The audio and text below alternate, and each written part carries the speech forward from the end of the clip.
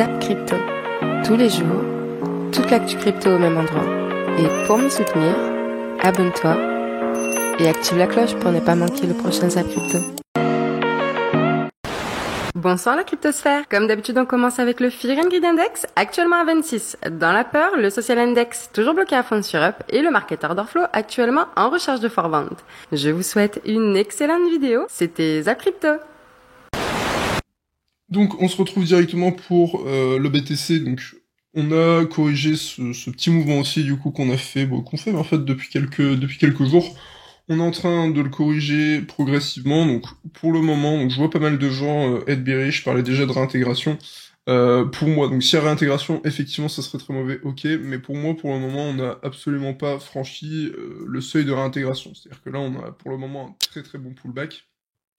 Donc un pullback tout à fait logique, et surtout, donc, on a plusieurs confluences intéressantes, donc on re-rentre sur ce niveau des 21 000, enfin des 22 000 plutôt. Donc vous voyez ici, on a quand même un high volume node, un des plus importants, donc c'est pour le moment ce niveau qui a parfaitement réagi, donc vous voyez le HVN ici, et pour l'instant il est intact. En plus de ça, on a du coup ces moyennes mobiles court terme, donc je rappelle, ces moyennes mobiles court terme, elles ont été respectées depuis un moment maintenant, parce qu'elles ont cédé du coup en avril 2022, donc pour être précis, le 6 avril 2022, et elles ont été respectées, donc c'est symbolisé ici par les cercles rouges que vous voyez, donc là on est passé brièvement au-dessus, mais elles ont été globalement respectées depuis avril, donc depuis quelques mois, et pour le moment on est repassé au-dessus. Donc, il faut maintenant espérer qu'elles tiennent, donc évidemment dans l'optique où on est haussier. En tout cas, pour l'instant, à titre perso, je vois rien de foncièrement baissier, donc d'un point de vue un peu plus général, ça doit pas vous empêcher de prendre des shorts en intraday, ça change rien. Mais en tout cas, pour le moment, je trouve qu'on est simplement sur un pullback relativement propre. Hop, directement ici en daily, donc on est retourné sous le point de breakout.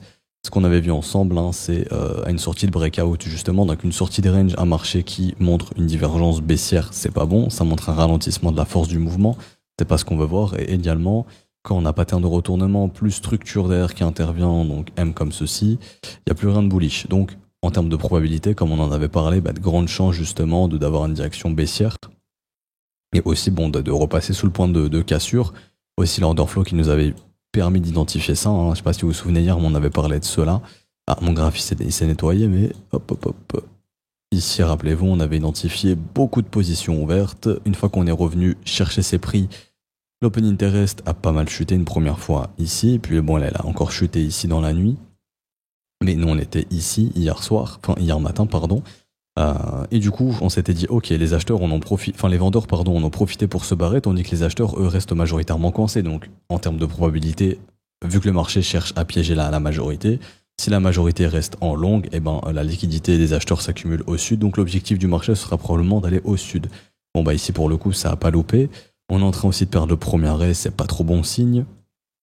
En fait, ce que je me dis, c'est que tant que je vois pas de signe de retournement, je pense qu'il y a de grandes chances d'aller nettoyer les creux ici, au moins des 18 500 et des 19 000 $, pour capturer tous les stops de tous les acheteurs qu'on est en train d'accumuler depuis pas mal de temps, donc les acheteurs d'ici, tous les acheteurs d'ici, les acheteurs coincés ici, pour aller simplement bouffer les stop loss sous ces zones de prix. Par contre, s'il y a des éléments techniques de retournement, par exemple une structure type W, ou alors une pattern de retournement comme j'apprécie bien, là ok, pourquoi pas revenir tester la zone rouge ici, et si ça retient, retransformer ça en support pour aller plus haut, et du coup continuer cette dynamique de creux ascendant et de sommet ascendant.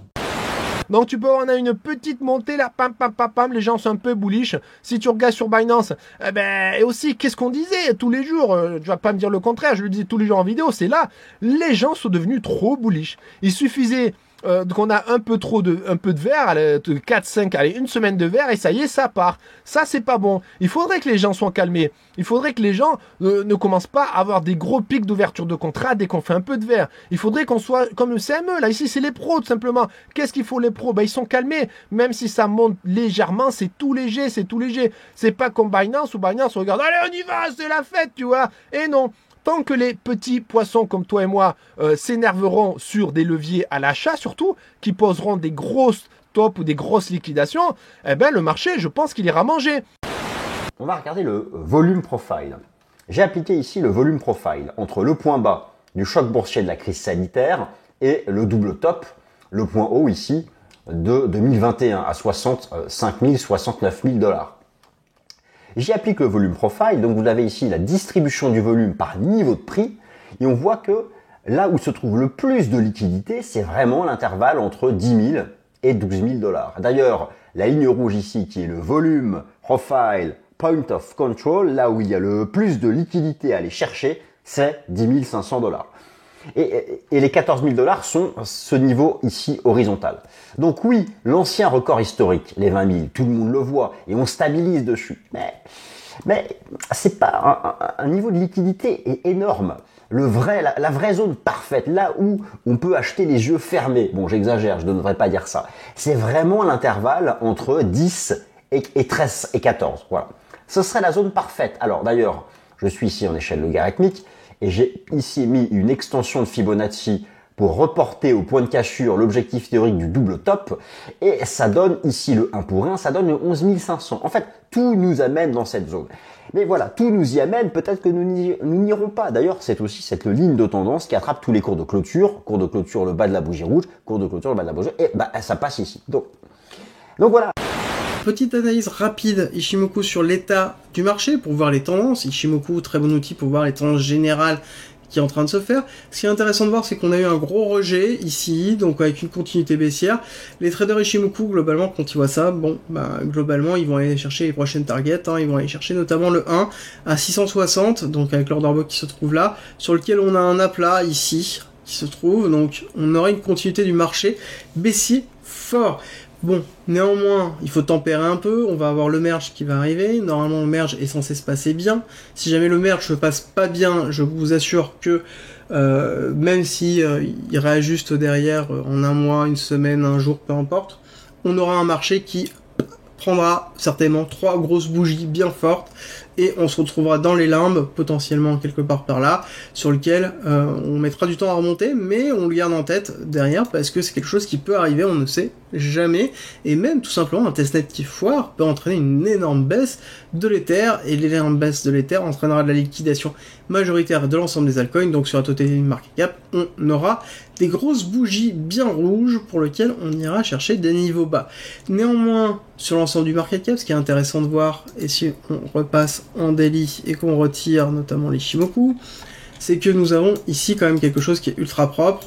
Hop, on grossit, c'est qu'on a ici l'equal high qui a été mis en place, qui a été pris fortement derrière, donc on a un break of structure mineur très fort sur lequel on a un retracement.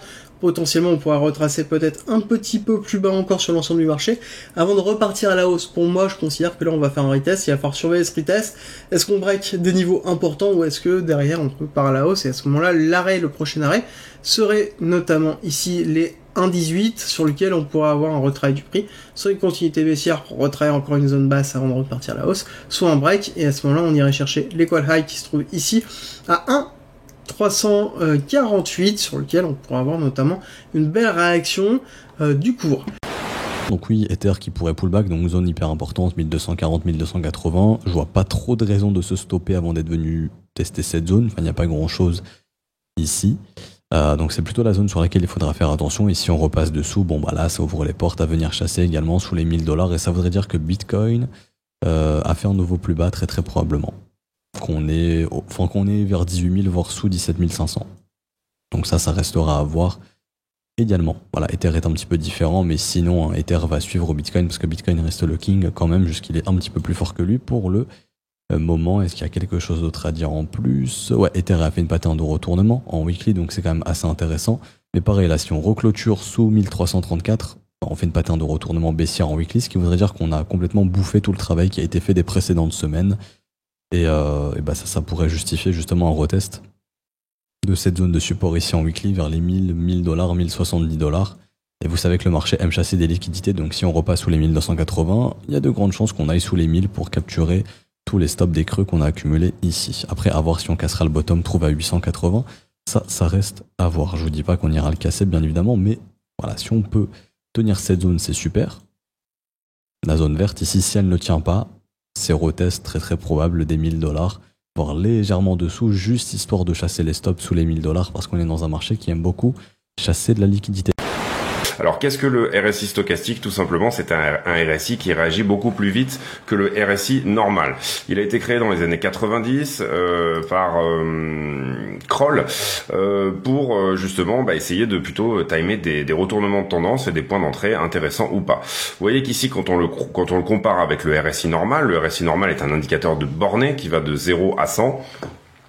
C'est la même chose pour le stochastique, mais par contre, vous voyez qu'il fait beaucoup plus d'allers-retours. Il va beaucoup plus vite au 0, il va beaucoup plus vite au 100. Indicateur quand même très intéressant pour confirmer ici un retournement de RSI potentiel. Je parle ici sur le RSI normal. Personnellement, moi, j'aime beaucoup croiser les deux. Et j'utilise assez fréquemment et je l'utilise sur un autre indicateur qui s'appelle le Cypher. Mais c'est pas grave, ici on simplifie pour vraiment avoir que le RSI stochastique pur et dur. Je vais vous sortir un chart, vous allez prendre à peu près la même chose. Ceux qui sont pas en live là actuellement et qui sont sur la vidéo qui va être remis sur YouTube, si vous voulez faire l'exercice sans vous spoil, c'est très très bien de le faire. Donc là, à partir de maintenant, vous mettez en pause la vidéo et nous allons faire un exercice sur les supports résistance et vous voyez si vous avez à peu près compris tout ce qui va se passer dans les prochaines minutes. Si vous arrivez à redessiner à peu près la même chose que nous.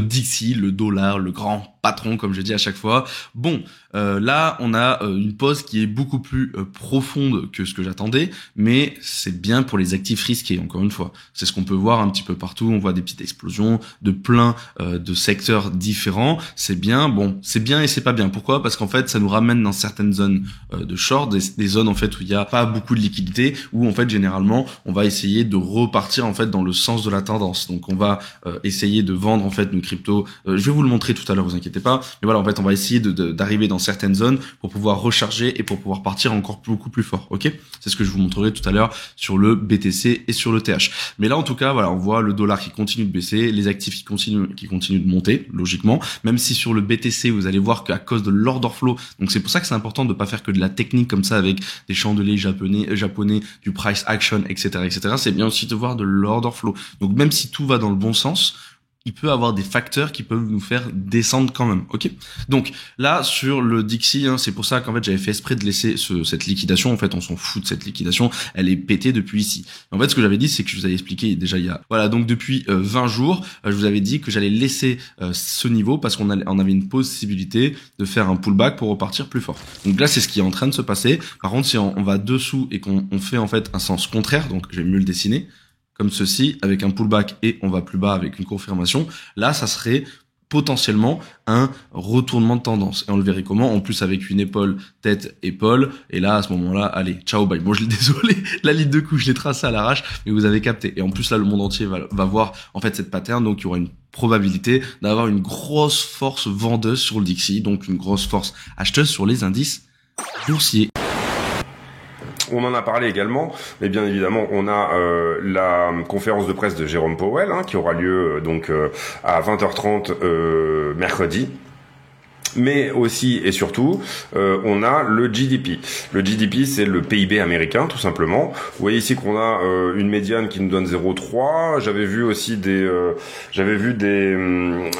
consensus qui disaient 0,8. Donc, pour l'instant, le marché refuse de pricer une récession, mais tout le monde s'accorde à dire qu'on aura également une croissance négative pour ce trimestre, étant donné ce qu'on a vu sur les earnings, etc., et ce qu'on a vu sur les entreprises qui licencient, etc. Ce sont quand même des signaux ici qu'on est potentiellement ici en train de parler de récession. On dit que c'est une récession devient une récession à partir de 2 trimestres d'affilée de croissance négative. Là, pour le coup, on pourra poser, si jamais jeudi on a une croissance négative, tout simplement, on pourra dire oui, on est en récession, c'est officiel. Pour entamer cette magnifique semaine qui sera à peine chargée de toute manière, eh bien on a entamé directement avec du lourd puisque Walmart a annoncé que en gros c'était très compliqué, que c'était la et que ça allait durer encore un petit peu et que fondamentalement l'inflation était quand même un problème puisqu'on ressent que le consommateur, eh bien il le prend quand même un tout petit peu en pleine figure et que ça va être très très difficile à gérer ces prochains temps. Je vous schématise, évidemment que si vous essayez de traduire ce que je viens de dire et de faire un copier-coller avec le communiqué de presse de Walmart, ça va pas forcément ressembler à grand chose. Mais ce qu'il faut retenir, c'est que c'est vraiment et que s'il y a de l'inflation et que le consommateur est en train de le retenir. C'est en tous les cas ce que le marché retient du communiqué de presse de Walmart hier soir. Le titre perdait 10% after close. C'est pas bon pour le consommateur. Et puis, bonne nouvelle, parce que cet après-midi, il y aura la confiance du consommateur qui sera publiée aux États-Unis, donc ça risque d'être aussi une très bonne surprise. C'est juste un tout petit peu pour chauffer la salle. Et puis, en fait, il se passe énormément de choses dans les marchés. Là où on a une espèce de concentration sur 4 jours, mardi, mercredi, jeudi, vendredi, tout peut arriver. J'ai même envie de dire, de toute façon, entre maintenant et puis jeudi soir à 22h, tout sera plié. Et après, quand on aura déjà ce gros schéma, ces grosses réponses, on pourra peut-être commencer à se poser des questions et à avoir un minimum de stabilité. Mais entre deux, on a tellement de trucs qui peuvent nous tomber sur la gueule d'une manière ou d'une autre que ça va être quand même très très compliqué de vivre cette semaine d'une manière très sereine. Quand je regarde où se trouve maintenant le niveau de la volatilité que l'on voit à l'instant, on est tout en bas du range, donc on a toute la place pour remonter si on devait avoir tout d'un coup une espèce de panique. Alors, c'est axé sur quoi? Et qu'est-ce qui pourrait finalement nous déclencher une panique ou quelque chose de beaucoup plus volatile par rapport à ce qu'on vit depuis quelques jours? La réponse est assez simple, à peu près n'importe quoi. Je ne sais pas si vous en avez entendu parler, mais ça y est, c'est officiel, la Russie coupe de moitié ses flux de gaz envers l'Europe. Alors déjà qu'on n'avait plus que 40% dû aux dernières querelles. Et là, Vladimir Poutine a annoncé que dès ce mercredi 27 juillet, il allait couper encore de moitié. Bon, sur fond de querelles, parce que Poutine dit que les sanctions ne lui permettent pas de pouvoir continuer à nous envoyer du flux parce qu'il manquerait des pipelines, etc. L'Allemagne dément, etc. Bon, bref, on n'est pas dans leurs petits papiers pour savoir qui a tort et qui a raison. La réalité, en tout cas le fond de la chose, c'est qu'on va avoir que 20% de ce gaz, sachant qu'on a pas mal de pays européens qui sont énormément dépendants de ce gaz. On a l'Allemagne, on a la Hongrie, l'Autriche, l'Italie. Donc c'est des choses qui peuvent être très gênantes pour notre économie.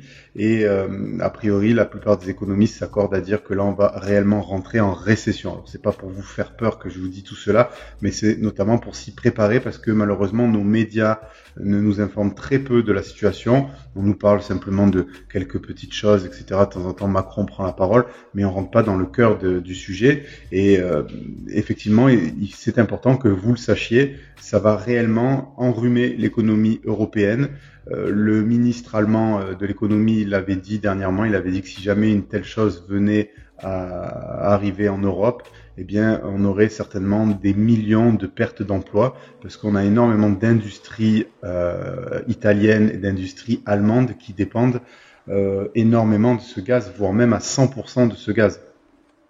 Donc on a différentes industries et si celles-ci venaient à devoir fermer, ne serait-ce que temporairement ou voire définitivement, ça engendrerait des pertes d'emplois directement mais aussi indirectement.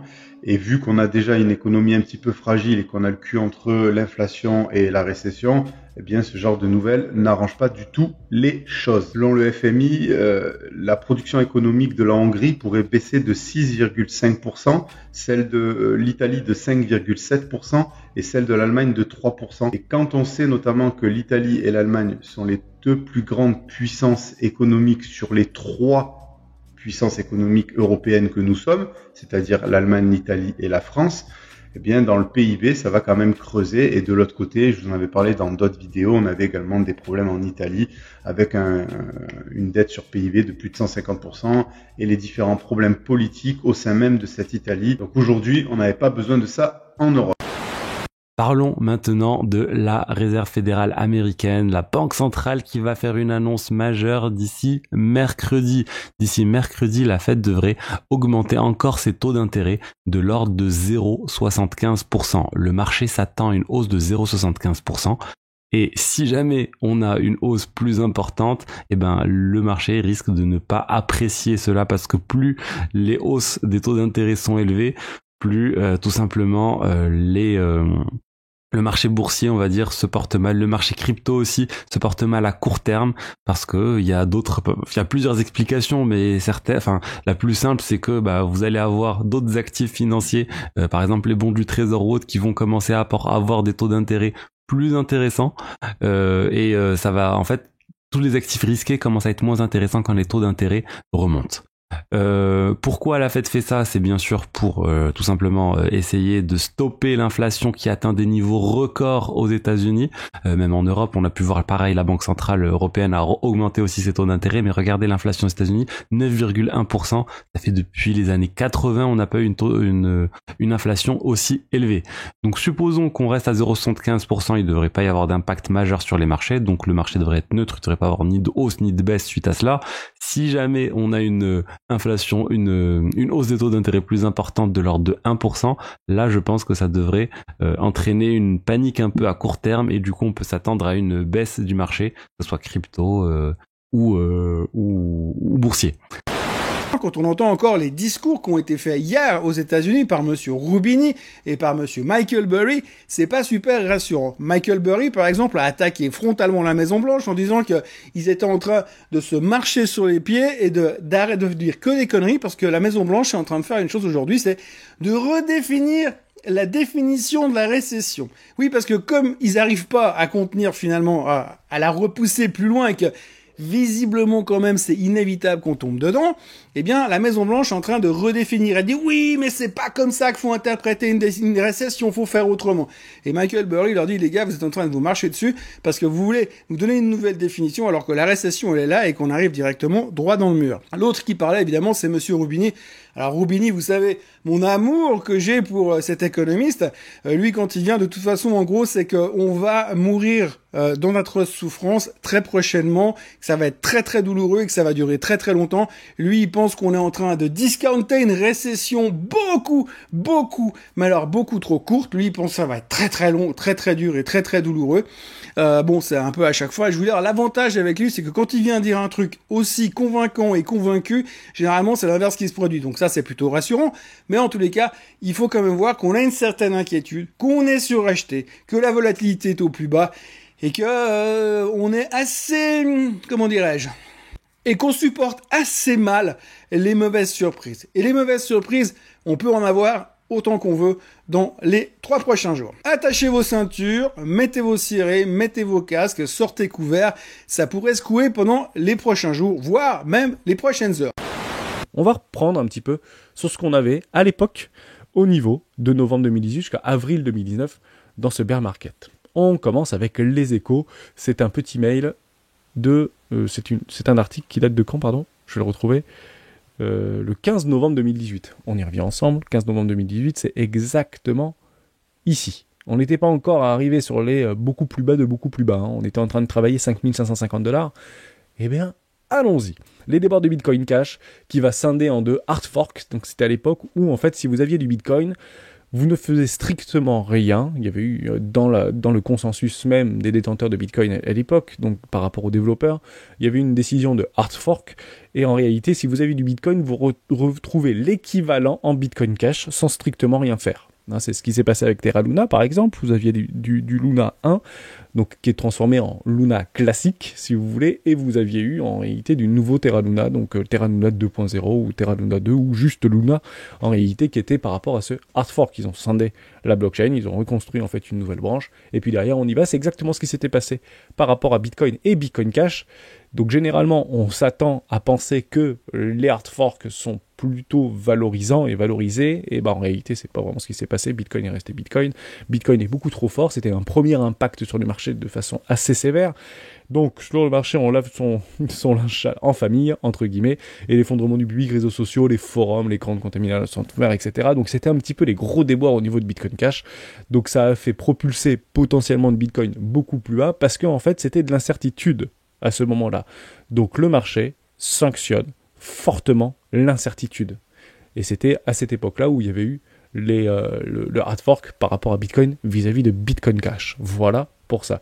Ils doivent vendre pour $10 millions par jour, etc. machin.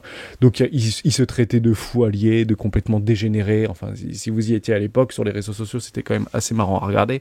En tout cas, c'était pas du bon vivant. 3, le plus gros danger pour investir en crypto-monnaie, c'est toi. C'est ce qu'il y a là-dedans. C'est ton émotion. Et ça, c'est très important. Il faut que tu te mettes dans les meilleures conditions. Quand tu investis dans la crypto-monnaie, c'est de l'argent qui ne doit pas être l'argent d'un futur rêve, un crédit que tu aurais pu prendre, de l'argent que tu aurais investi sans prévenir, par exemple, ta femme ou ton mari selon ta situation, voire ta famille. Il faut que tu mettes de l'argent que tu es prêt à perdre. Et quand je dis que tu es prêt à perdre, c'est encore pire que ça. C'est de l'argent, si tu le perds, eh ben c'est comme si tu joues au poker avec tes potes dans ton salon, t'as perdu 10 balles, mais tu t'en fous, c'est pas grave. Tu sais que ton pote, il va venir te payer une bouteille. Voilà, c'est 10 balles, de toute façon, sinon t'aurais fait une connerie avec. Donc finalement, ça n'a pas vraiment de valeur. Et ça, c'est très important parce que c'est ça qui va jouer sur tes émotions. Quand tu as mis de l'argent dans la crypto-monnaie, mais que c'est de l'argent qui est important dans ta vie, soit directement ou soit indirectement, tu vas prendre les mauvaises décisions. C'est là où tu risques de FOMO, donc de rentrer en pleine bougie verte en ayant peur que le train parte, ou de revendre un token sur une très grosse bougie rouge alors que tu es dans une période où la baisse est a priori temporaire. Et tout ça pour te dire que ce troisième point, le plus important, c'est que tu arrives à contrôler tes émotions. Donc mets-toi dans les meilleures conditions pour contrôler tes émotions. L'argent que tu mets dans la crypto, c'est de l'argent qui n'a pas de valeur ou qui ne changera pas ta vie. Que ce soit sur le plan couple, que ce soit sur le plan futur, retraite, etc. N'oublie pas une chose, et ça c'est très important de le comprendre. S'il y a des gagnants dans la crypto-monnaie, c'est qu'il y a des perdants. C'est une affaire qui a animé l'ensemble de l'écosystème crypto depuis maintenant plusieurs semaines. Three Arrows Capital 3AC, ce fameux fonds spéculatif singapourien qui a été placé en liquidation d'ailleurs la semaine dernière. On en a déjà parlé de nombreuses fois ensemble sur le récap crypto, mais un nouvel élément est venu s'ajouter à l'enquête et à toute l'affaire 3AC. En effet, un document d'à peu près 1000 pages qui traite justement de cette affaire a été divulgué au public. C'est un dépôt auprès de la Haute Cour de Singapour qui vise à reconnaître la procédure de liquidation du fonds spéculatif. Et dans ce document censé être confidentiel, on apprend plusieurs informations qui incriminent directement les gestionnaires de 3AC. Alors on ne va pas non plus revenir trop dans le détail sur cette affaire, vous commencez à la connaître maintenant, ce fameux fonds spéculatif qui possédait à peu près 10 milliards de dollars de crypto-monnaies sous gestion et qui s'est retrouvé aujourd'hui aux portes de la liquidation à cause de mauvaise gestion de son capital, notamment des investissements infructueux du côté de l'écosystème Terra, de son stablecoin UST, et à cela s'ajoutent énormément d'emprunts colossaux réalisés auprès d'une vingtaine d'entreprises, notamment Voyageur Digital ou encore Genesis Trading. Et ce qu'on apprend aussi dans ce document, c'est que sur les 3,5 milliards de dollars qui ont été empruntés par Three Arrows Capital auprès de divers créanciers, eh bien, il y aurait 2,3 milliards de dollars qui auraient été empruntés uniquement à Genesis Trading, ce qui représente environ 70% de ces créances et donc évidemment, ce qui explique aussi la mauvaise période que traverse actuellement la société. Mais d'abord, dans une déclaration sous serment, le directeur de la stratégie chez blockchain.com a donné la teneur des échanges qu'il a eus avec l'un des deux cofondateurs de 3AC, dans lequel celui-ci explique avoir tenté d'emprunter 5000 bitcoins d'une valeur de 125 millions de dollars à l'époque pour pouvoir payer les appels de marge auprès d'un autre créancier. Mais ce n'est pas tout, évidemment, le document rapporte aussi plusieurs investissements immobiliers réalisés par l'un des deux cofondateurs, Zhusu, à destination de sa famille et payés avec les fonds des clients et les fonds de la société. On rapporte notamment l'achat de 2 biens immobiliers à Singapour, l'un aux alentours de 48 millions de dollars et l'autre aux alentours de 25 millions de dollars, et aussi l'achat d'un yacht qui a coûté à peu près 50 millions de dollars, et je le rappelle, théoriquement en tout cas, payé avec les fonds de la société et donc des créanciers. Bref, toutes ces informations restent encore des suppositions, donc je préfère le rappeler, elles n'ont pas encore été prouvées. Et toujours est-il qu'à l'heure actuelle, les avocats des différents créanciers s'inquiètent du fait que la majorité des fonds détenus par 3AC le sont soit en crypto-monnaie, soit en NFT, ce qui les rend évidemment facilement transférables. Et d'ailleurs, on en a déjà parlé ensemble lors du dernier épisode du Récap Crypto, mais certains NFT des portefeuilles de 3AC ont déjà commencé à migrer vers d'autres portefeuilles, ce qui inquiète encore plus évidemment ces avocats. La première question, celle qui revient le plus souvent, quand est-ce que le merge aura lieu? Alors la réponse la plus simple, ça serait bientôt, mais on va essayer de rentrer un petit peu plus en détail. Ce qu'il faut savoir, c'est que le merge a déjà eu lieu sur certains shadow forks. Donc en fait, ce sont des copies de la blockchain Ethereum et également des testnets d'Ethereum. Donc ce processus de merge est déjà bien enclenché. Et au niveau des timings prévisionnels, il reste toujours le merge à effectuer sur un gros testnet. Et ça va être prévu le 11 août. Et ensuite, pour le merge sur le mainnet, donc entre guillemets la vraie blockchain Ethereum, on pense que ça pourrait être autour du 19 septembre. Bien évidemment, ce n'est pas une date gravée dans le marbre, mais on voit que justement avec la progression, donc le fait qu'il y ait de plus en plus de testnets qui ont effectué le merge, on se rapproche doucement mais sûrement du merge sur le mainnet. Donc aujourd'hui, les spéculations, c'est sur fin septembre. Et je vous rappelle, fin septembre, c'est dans quelques semaines. Alors le deuxième sujet, ça va être par rapport à la scalabilité. Est-ce que la performance d'Ethereum, que ce soit en termes de transactions par seconde ou en termes de prix de la transaction, va être améliorée avec le merge? La réponse à cette question, non, pas du tout. Le merge, ça va porter uniquement sur le changement du consensus de validation des blocs. Donc on va passer du consensus Proof of Work au consensus Proof of Stake. Et ce changement de consensus aura aucune action sur le prix des transactions, ni sur les performances, donc ni sur les transactions par seconde. Donc voilà la réponse à cette question. Néanmoins, ce qu'il ne faut pas oublier, c'est que aujourd'hui, Ethereum est de plus en plus scalable. Tether, ça y est, ils ont enfin annoncé, on l'avait teasé déjà il y a 2-3 jours dans la vidéo actu, c'était aujourd'hui que ça tombait, donc le 25 juillet, et effectivement c'est tombé. Qu'est-ce qu'ils font? En fait, ils font Kit en partenariat du coup avec Bitfinex, et en gros c'est quoi? C'est une plateforme d'échange de chat, c'est-à-dire en peer-to-peer. Ça veut dire que du coup, chacun est à la fois le client et le serveur. Et du coup, voilà, donc ils ont dit d'ailleurs, voilà, pour créer des apps, plus d'un serveur. Et du coup, voilà, donc c'est une grosse news, hein. En plus, Tether, bon voilà, c'est un gros sujet, Tether, hein, en bien comme en mal. Mais du coup, voilà, donc ils font ça. Ça s'appelle du coup Kit. Et ça risque de faire beaucoup parler. On commence tout de suite avec l'AMF, l'autorité des marchés financiers, qui va mettre sous tutelle un peu tous les influenceurs. Alors attention, quand je dis sous tutelle, ils vont pas être derrière notre dos, ils vont simplement enfin surveiller beaucoup de personnes qui disent un peu n'importe quoi sur les réseaux sociaux et font perdre énormément d'argent à leurs viewers. Et je trouve que c'est pas plus mal. J'en avais un peu marre moi personnellement de voir des gens qui étaient là en train d'annoncer des prix assez faramineux pour essayer de hype leur communauté et bien évidemment engranger des abonnés, et ce au détriment de leur portefeuille. Du coup, voir de moins en moins de personnes qui seraient là à dire oh Bitcoin demain à 30 000, ne vous inquiétez pas, mettez votre argent dedans, allez-y, suivez-moi, de voir que le Bitcoin plonge à 20 000 et de voir leur tweet tout simplement supprimé pour essayer de cacher la misère en dessous le tapis. Et les mecs, et les meufs d'ailleurs, on vous voit. Si j'ai une guideline générale à donner un peu à tous ceux qui nous suivent, c'est que dès que vous voyez quelqu'un qui essaie de vous embarquer dans son groupe Telegram payant pour essayer de vous donner des calls à faire, faut savoir que 90%, même 99%, il y en a que très peu qui gagnent de l'argent dans ce domaine-là. 99% des traders perdent de l'argent. Ils vont gagner de l'argent principalement avec les 10 euros, les 50, les 100, les 300, les 500 euros que vous allez leur donner pour vous inscrire à leur groupe. BlackRock est une société d'investissement avec plus de 9 000 milliards d'actifs sous gestion. L'argent domine le monde, donc BlackRock domine le monde et peut influencer des États ou des entreprises. Son PDG, Lawrence Defink, a introduit la société en bourse en 1999. Leur système est d'investir l'argent des autres. C'est un gestionnaire de fonds qui gère l'argent de fonds de pension, d'assurance et de petits investisseurs. Il propose aussi des ETF depuis 2009 et le rachat d'une filiale de Barclays. Un ETF, c'est un tracker qui va suivre un panier d'actions comme par exemple le CAC 40 ou le S&P 500. Il représente 44% des ETF dans le monde, ce qui est quand même énorme et qui montre qu'il y a un certain risque. Depuis 2015, les banques sont régulées par la BCE, mais BlackRock n'est pas considérée comme une banque, donc il y a moins de contrôle. Elle n'est ni considérée comme ayant un risque systémique, c'est-à-dire de pouvoir possiblement contaminer l'économie ou d'autres sociétés. La vérité est tout autre, car BlackRock gère tellement d'argent et d'ETF que si les clients décidaient de vendre en masse, alors les répercussions sur les marchés seraient énormes.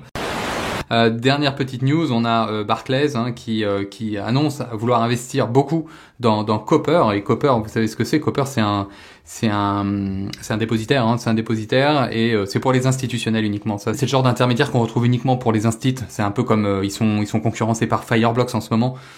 Et en fait, Copper, ils sont intéressants parce qu'ils offrent un environnement d'exécution un peu sécurisé pour les instits, donc qui limite vachement le risque de contrepartie.